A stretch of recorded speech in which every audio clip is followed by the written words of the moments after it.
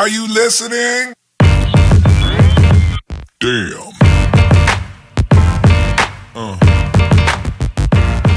Yeah.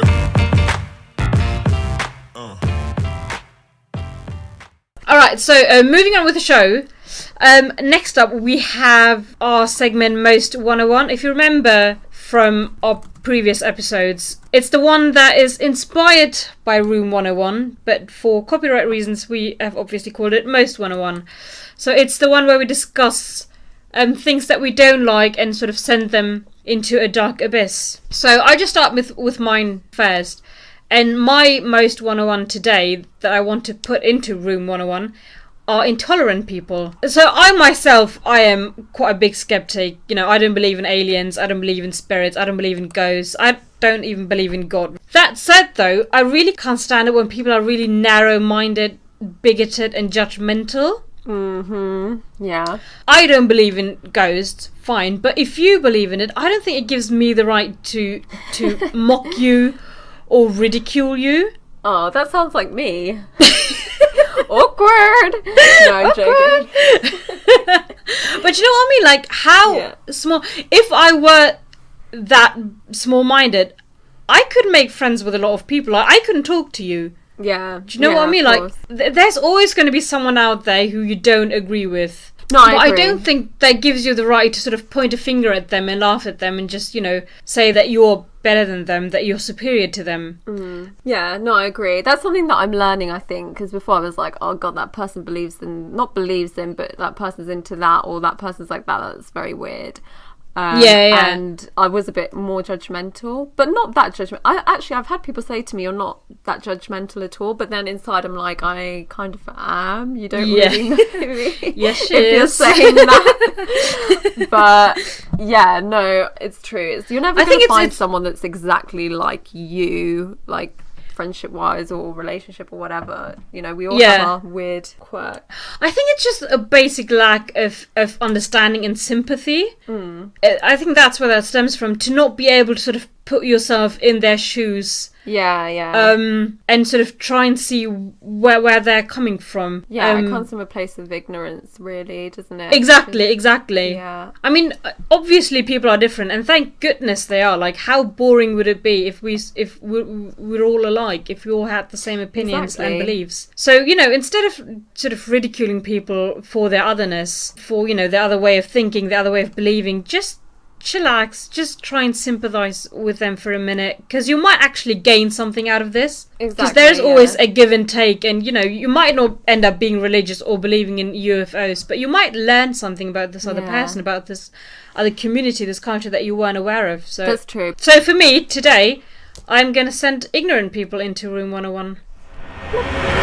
That's where they go. Yeah. Who's the victim for you? The victim for me, obviously I don't want to, you know, obsess over this demagogue, but I have to say the ban that Trump has inflicted on people from Sudan, which I'm not too happy about. And it does actually affect my family living there. It is pretty annoying. And a lot of people that actually, I know the story of this woman that voted for Trump, and she's Syrian, and her family have actually all been deported, which is just ridiculous. So I think a lot of people are writing like open letters now saying I'm sorry for voting for Trump, but it's like, it's too late now. Too late now, honey. Yeah, but yeah, not happy about that. But it's good to see that people are protesting in London as well, quite a lot. Well, but the ban has been sort of dismissed, I suppose, by the judge, hasn't it? That it's unconstitutional. Yeah, it has. But this is like news from 4 hours ago, and it says the US Federal Appeals Court has rejected the Trump administration request to reinstate a travel ban blocked by a federal judge on Friday, so that's pretty good. But I don't know, it just makes me feel very anxious. Yeah. And also I'm going to the US in July, so I'm like, oh well, hopefully there won't be any issues. Apparently there aren't any issues with people with British passports, but I'm like, I don't know, I don't really want to go somewhere where the vibe is just exactly so where you feel like you're not wanted. Yeah, it's horrible. Like, I never felt like that. I just get anxiety when it comes to traveling now. But I know, it's horrible. And the thing I don't understand about the ban is that, like, if it really is about the war on terrorism, then there are so many other countries that you would include. Exactly. Yeah, exactly. That he didn't. So this just makes me think.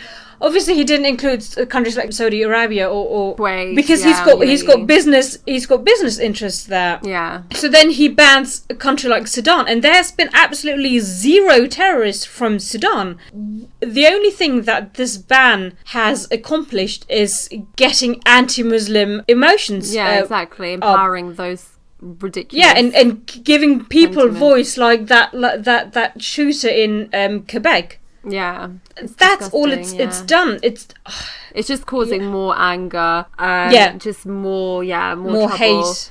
But I mean, at the same time, it's I feel like it can be flipped to just creating a more positive, united front in America. You know, like you see a lot of mass mobilization going on, and like that's true. You're like, okay, so maybe people are uniting, and we might get another, you know, civil rights movement. And it might bring us closer. I don't know, because you see, I don't know if you've seen like the Women's March campaign, like the women behind that, and I've seen a few interviews from them, and they're really like upping their game and doing loads of interviews and stuff like that, and that's quite empowering to see, because I feel like shitty moments in history bring people together. Yeah, they unite them. Yeah, maybe we need something to electrify us and bring us closer, and you know, give us some kind of purpose to fight for. I don't know, but that's but I'm just anxious about the people who then, you know, while that is good and that is, you know, worth praising, I'm just worried about the people that at the end of the day do suffer, you know, like families being deported.